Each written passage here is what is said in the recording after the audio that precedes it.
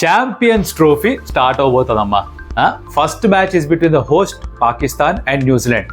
వాళ్ళ గురించి తర్వాత మాట్లాడుకుందాం. అసలు మనం ఛాంపియన్స్ ట్రోఫీ దాని సిగ్నిఫికెన్స్ ఏంటి, అసలు ఎప్పుడు స్టార్ట్ అయింది, ఎలా ఆడుతున్నారు, ఎందుకు తేడా కొట్టేస్తుంది ఇప్పుడు, అండ్ ఇండియా స్క్వాడ్ ఎలా ఉంది, దాని గురించి మాట్లాడుకుందాం. లైట్గా టచ్ చేద్దాం లాస్ట్లో పాకిస్తాన్ న్యూజిలాండ్. ఏమా రెడీయా? Let's get started. Welcome to some tales. నా పేరు కౌశిక్ అండ్ ఈ వీడియోలో will talk about champions trophy, దాని తాలూకా పుట్టుపూర్వోత్తరాల గురించి మాట్లాడుకుందాం అనమాట.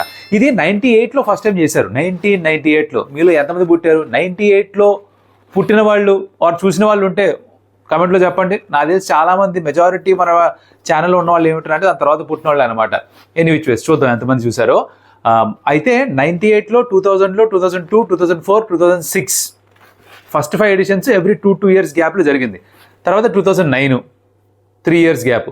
దాని తర్వాత 2013 ఎందుకో ఎవరికి తెలీదు. తర్వాత 2017 మరో 4 ఏళ్ళు. దాని తర్వాత ఇంకా ఛాంపియన్స్ ట్రోఫీ వద్దురా ఉజ్జాయ్, బోర్ కొట్టేస్తుంది, ఎలాగో వరల్డ్ కప్ ఆడుతున్నారు కదా, T20 వరల్డ్ కప్ వచ్చింది కదా, ఇంకెందుకు ఈ ఛాంపియన్స్ ట్రోఫీ అంటే స్టార్ట్ అయినప్పుడు మినీ వరల్డ్ కప్ అనేవాళ్ళు. ఎందుకులే ఇది టైం వేస్ట్, పత్తి వ్యాపారం అన్నారు. 8 ఏళ్ళు లేదు ఛాంపియన్స్ ట్రోఫీ, సడన్గా మళ్ళీ ఇయర్ ఛాంపియన్స్ ట్రోఫీ వచ్చింది. క్యాతో బి హై తో దీని సిగ్నిఫికెన్స్ ఏంటి ఎవరికి పెద్దగా అర్థం కాదు. కాకపోతే ఏమిటంటే అంటే టాప్ 8 teams ఆడతారు కాబట్టి అట్లీస్ట్ ఈ ఎడిషన్లో it's a very interesting tournament. Because ఎప్పుడు ఎవరు ఎక్కడ ఒక్క మ్యాచ్ ఓడిపోయినా కూడా టక్కన బయటకు వెళ్ళిపోయే ప్రమాదం ఉంటుంది అనమాట. సో ఇంటెన్స్ కాంపిటీషన్, అప్సెట్స్ చాలా జరగచ్చు. మన టిపికల్ 50 over వరల్డ్ కప్ లాగా ప్రతి టీంతో ఆడడం, రౌండ్ రాబిన్ అలాంటి కాన్సెప్ట్ ఉంటుంది కాబట్టి గ్రూప్స్లో ఆడుకోవాలి కాబట్టి సడన్ డెత్ సిచ్యువేషన్ అనమాట ఇది. అలాంటి ఒక భీకరమైన పరిస్థితి ఏర్పడుతుంది అనమాట ఈ ఛాంపియన్స్ ట్రోఫీలో. సో ఇది దాని ఒరిజిన్స్. అయితే ఇప్పటిదాకా ఎవరు ఎన్నిసార్లు ఎక్కడ గెలిచారా అని చూస్తే కనుక ఫస్ట్ టైం సౌత్ ఆఫ్రికా గెలిచారు. వాళ్ళ జీవితంలో గెలిచిన ఐసీసీ ఈవెంట్ ఒకటే పాపం. దాని తర్వాత అన్ని కూడా సెమీఫైనల్కి వెళ్ళా ఓడిపోవా, ఫైనల్కి వెళ్ళా ఓడిపోవా, లేకపోతే క్వాలిఫై అవ్వాలంటే లైట్గా లాస్ట్ మినిట్లో ఓడిపోవడం, ఇలాంటివి జరిగే వాళ్ళకి.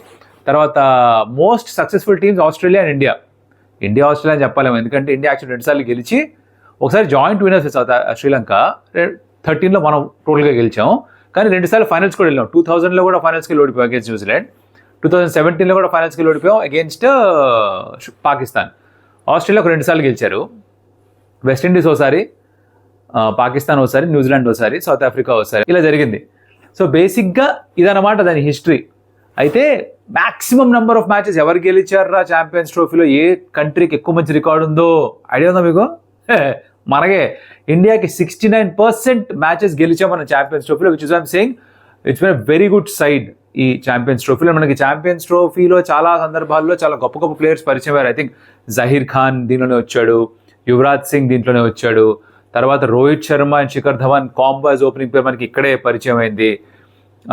ఇలా we had lot of people. I think Virender Sehwag కూడా ఈ came in to prominence in one the champions trophy. So ఇలా చూసుకుంటే కనుక ఛాంపియన్స్ ట్రోఫీ ఎప్పుడు కూడా ఇండియన్ క్రికెట్కి చాలా హెల్ప్ చేస్తుంది అనమాట. This is the basic gist of the champions trophy. సరే, ఇప్పటిదాకా వీడియో చూస్తుంటే కనుక consider liking the video, because మీరు చేయాల్సిన ఒక అరక్షణం పని ఆ లైక్ మీద అలా కొట్టేస్తే యూట్యూబ్ మామూలు ఆటోమేటిక్గా జుయి అందరికి పంపించేస్తుంది వీడియోని, బోల్డ్ మందికి వెళ్ళిపోతుంది. అలా చూస్తున్న వాళ్ళు ఎవరైనా కొత్త వాళ్ళు ఉంటే కనుక, సబ్స్క్రైబ్ చేసుకోకుండా చూస్తున్న వాళ్ళు ఉంటే కనుక, బికాజ్ మన స్టాట్స్ ఏం చెప్తున్నాయంటే 60% people watching not subscribing. So if you like the content, మా హంబుల్ రిక్వెస్ట్ ఏమిటంటే consider subscribing to some times, because that will give us some motivation. అలాగే మా డిస్క్రిప్షన్లో అఫిలియేట్ లింక్స్ ఉంటాయి. అఫిలియేట్ లింక్స్ అంటే ఏంటి? అమెజాన్లో మేము వాడే గేర్, ఈ మైక్రోఫోన్లు, స్టాండీలు ఇవన్నీ వాడతాం కదా, ట్రైపాడ్లు ఇవన్నీ, అవి ఆ లింక్స్ పెడతాం అనమాట. మీరు అవి కొనుక్కుందామన్నా ఓకే, ఆర్ దాని త్రూ వెళ్ళి మీరు ఇంకేమైనా కొనుక్కున్నా కూడా you will help the channel. Basically మీరు డైరెక్ట్గా డబ్బులు ఇవ్వాల్సిన పని లేదు, మేము డబ్బులు అడిగే పని లేదు. ఇట్స్ జస్ట్ దట్ మీకు అవసరం ఉండి మీరు కొనుక్కుంటే అలా దారిలో బాగా వచ్చేస్తుంది అదనమాట సంగతి. సో అప్లోడ్ చేసి పెట్టండి. Let's come back to the actual discussion. ఏమిటంటే ఇండియన్ టీమ్ ఎలా ఉంది, స్ట్రెంగ్స్ ఏమిటి, ఎక్కడైనా వీక్నెస్లు ఉన్నాయా, మనం ఏమన్నా కొంచెం కంగారు పడాల్సిన విషయాలు దాని గురించి మాట్లాడుకోవాలి. స్క్వాడ్ ఇప్పటికీ అందరికీ తెలుసు. సో 5 స్పిన్నర్స్ని తీసుకెళ్తున్నారు, దాంట్లో 3 ఆల్రౌండర్స్ ఉన్నారు, ఫాస్ట్ బౌలర్స్ 3 వెళ్తున్నారు, సిరాజ్ మియా లేడు, బుమ్రా ఇంజురీ తను దూరం అయిపోయాడు. So Harshdeep, Shami and Harshit Rana are your main fast bowlers. దాంతో పాటుగా స్పిన్నర్స్ ఉన్నారు 5. వరుణ్ చక్రవర్తి లాస్ట్ మినిట్లో యాడ్ చేశారు, Kuldeep and Varun Chakravarthy regular spinners, మిగతా 3 ఆల్రౌండర్సే. రవీంద్ర జడేజా కావచ్చు, అక్షర్ పటేల్ కావచ్చు, ఆర్ వాషింగ్టన్ సుందర్ కావచ్చు. ఇది కాకుండా మన బ్యాటింగ్ ఎలాగో ఉంది, seam bowling allrounder Hardik Pandya. You know the batters ఎవరు ఉన్నారో. ఓవరాల్గా స్క్వాడ్ బాగానే ఉంది, రైట్? స్ట్రెంగ్స్ ముందర మాట్లాడుకుందాం, లేదా కీ నుంచి బయలుద్దామా? లేదులే, ముందర స్ట్రెంగ్సే మాట్లాడుకుందాం మనం. స్ట్రెంగ్స్ ఏమిట్రా అంటే ఇండియాకున్న టాప్ ఆర్డర్ చూస్తే కనుక మీరు ఈ కాంపిటీషన్లో ఉన్న ఏ టీంకి అగేన్స్ట్గా మీరు మెజర్ చేసినా కూడా ఇండియన్ బ్యాటింగ్ సాలిడ్గా ఉంది, లుక్స్ వెరీ గుడ్. మనం ఎప్పుడు ఒక ఐసీసీ ఈవెంట్కి వెళ్తే ఇండియా బ్యాటింగ్లో ఎంత స్ట్రాంగ్గా ఉన్నా కూడా ఎప్పుడు ఎక్స్పెక్ట్ చేసేది రోహిత్ శర్మ, విరాట్ కోహ్లీ రన్స్ కొట్టాలి, వాళ్ళే గెలిపించాలి, వాళ్ళే సీనియర్ ప్లేయర్ అని ఎక్స్పెక్ట్ చేస్తూ ఉంటాం కదా. ఈసారి వాళ్ళు కొట్టినా కొట్టకపోయినా, హియర్ మీ అవుట్, కొట్టినా కొట్టకపోయినా I'm going to count on the fact that Shubman Gill, Shreyas Iyer, KL Rahul ఈ ముగ్గురు ఎక్కువ రన్స్ కొట్టాలి ఈజ్ వాట్ ఐ ఫీల్. వాళ్ళకంటే కూడా ఎక్కువ రన్స్ వీళ్ళు కొట్టాలి. ఇన్ఫాక్ట్ ఈ ముగ్గురు వీళ్ళ బ్యాటింగ్ తోటి ఇండియాని సెమీఫైనల్స్, ఫైనల్స్ దగ్గర తీసుకెళ్ళి కప్పు గెలిపిస్తే నాకు చూడాలనుంది. లైక్ 2011 వరల్డ్ కప్లో సచిన్ మొత్తం వరల్డ్ కప్ బాగా ఆడారు కానీ ఫైనల్ రన్స్ కొట్టలే కదా. ఫైనల్ రన్స్ కొట్టింది ఎవరు? గంభీర్, ధోని, వీళ్ళు కొట్టారు. So it was not the stalwart Sachin. అలాగే ఇప్పుడు రోహిత్ శర్మ, విరాట్ కోహ్లీ రన్స్ కొట్టకపోయినా కూడా అరే మ్యాచ్ ఓడిపోయి వాళ్ళు కొట్టుంటే గెలిచేవాళ్ళం లా కాకుండా ఈ కొత్త తరం వాళ్ళు ఎవరైతే ఉన్నారో, ఇప్పుడు మనం యాక్చువల్లీ రాహుల్ని కూడా కొత్త తరం అనలేము, but at least the future of వీళ్ళే Rohit and Virat Kohli last phase of the కెరీర్లో ఉన్నారు ఎట్లాగో. సో శుభ్మన్ గిల్, శ్రేయస్ అయ్యర్, కేఎల్ రాహుల్ వీళ్ళు ముగ్గురు కనుక బాగా పర్ఫామ్ చేసి ఈ టోర్నమెంట్ గెలిపిస్తే అది అసలైన మజా ఇస్ వాట్ ఐ థింక్. ఒప్పుకుంటే మామా బ్రో కరెక్ట్ అని కామెంట్ పెట్టండి, లేకపోతే మీ వ్యూ ఏంటో కామెంట్లో పెట్టండి. రోహిత్ శర్మ సెంచరీ కొట్టి ఫామ్లోకి వచ్చాడు. Shubman Gill man of the series, అలాగే సెంచరీ కూడా ఉంది. విరాట్ కోహ్లీ హాఫ్ సెంచరీ కొట్టాడు, not at is best but hopefully will come back to form. Iyer, Shreyas Iyer నన్ను ఎట్లా మీరు డ్రాప్ చేసినట్టుగా బ్యాటింగ్ చేస్తున్నాడు. కేఎల్ రాహుల్ కూడా నమ్ముతున్నారు తనకి ఇనఫ్ ఛాన్సెస్ వస్తే బాగుంటుంది. అక్షర్ పటేల్ బ్యాటింగ్ ఆల్రౌండర్గా ఆడుతున్నాడు. తర్వాత హార్దిక్ పాండ్యా ఉన్నాడు, ఇది బ్యాటింగ్ లైన్ పైన జడేజా ఉన్నాడు. సో నంబర్ 8 దాకా మనకి హార్డ్ కోర్ బ్యాటర్స్ ఉన్నారు, which tells you that's a very strong batting unit.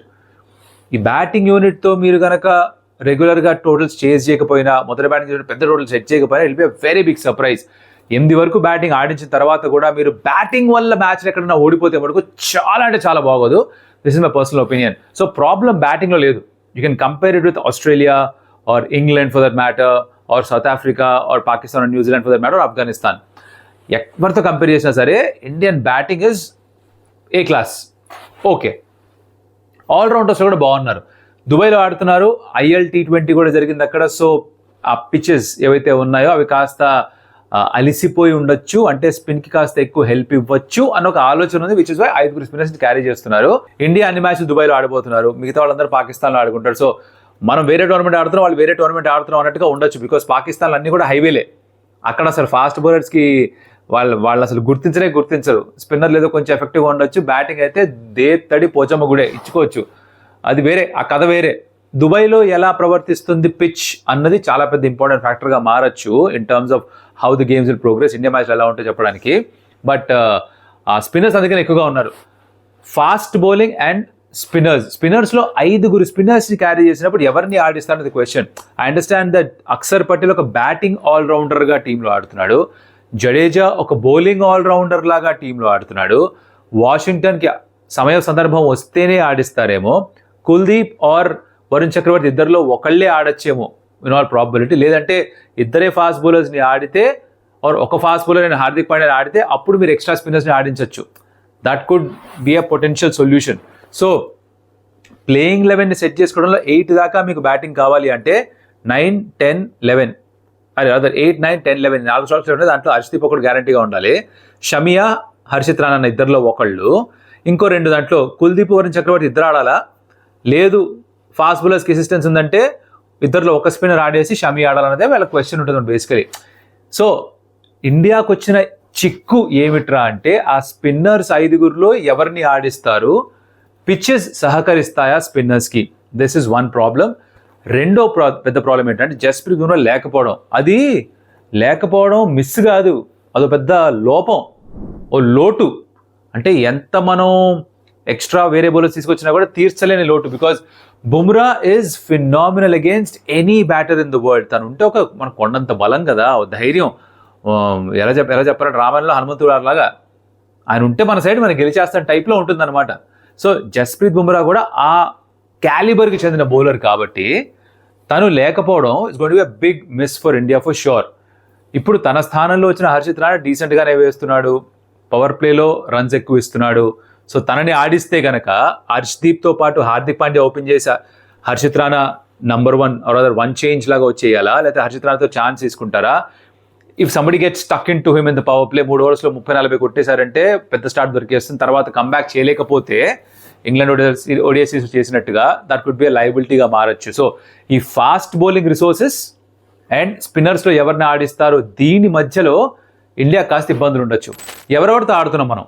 బంగ్లాదేశ్తో 20th ఫిబ్రవరిన, 23rd against Pakistan, March 2 against New Zealand. So first 2 మ్యాచ్లు గెలిచేస్తే తర్వాత మనకి ఐసీసీ ఈవెంట్స్లో ఎప్పుడు పుల్లబెట్టి గుచ్చేవాళ్ళు, ఆ అరికాలులో మునిలా గుచ్చుకొని ఆ తొలిచేస్తూ ఉండే న్యూజిలాండ్ ఎవరైతే ఉన్నారో వాళ్ళపైన మస్ట్ విన్ సిచ్యువేషన్ లేకుండా ఉంటే బెటర్ నా ఫీలింగ్. ఇక్కడికి వెళ్ళే లోపల ఈ 20-23 2 మ్యాచ్లు గెలిచేస్తే న్యూజిలాండ్ మ్యాచ్ గెలిచినా గెలవకపోయినా పర్లేదన్న సిచ్యువేషన్ ఉంటే బాగుంటుందని నాకు అనిపిస్తుంది. Because it's very tricky tournament ఈ ఛాంపియన్స్ ట్రోఫీ అనేది. సో నా ఉద్దేశంలో India is a very strong chance, top 4లోకి వెళ్ళే ఛాన్స్ ఉంది, సెమీఫైనల్స్ క్వాలిఫై ఛాన్స్ అయితే ఉంది ఖచ్చితంగా.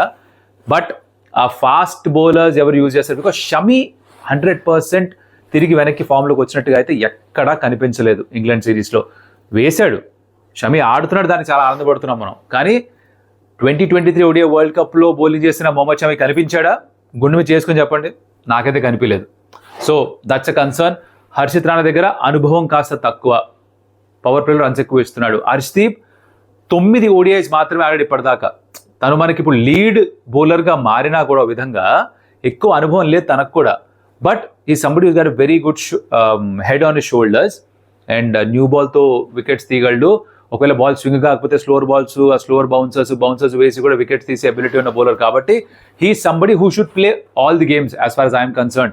ఇంగ్లాండ్ ఓడిఐ సిరీస్లో ఎక్స్పెరిమెంట్ చేశారు, మిగతా వాళ్ళకి టైం ఇద్దామని చేశారు కానీ బట్ నాకు తెలిసి 11లో హర్షదీప్ లేకపోతే నేను బాగా సర్ప్రైజ్ అవుతా, మామూలుగా అలా కూడా కాదు.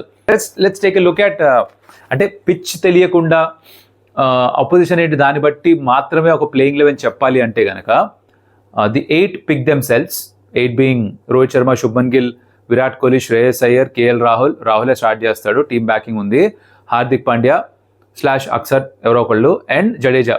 ఈ 8 పక్క రైట్.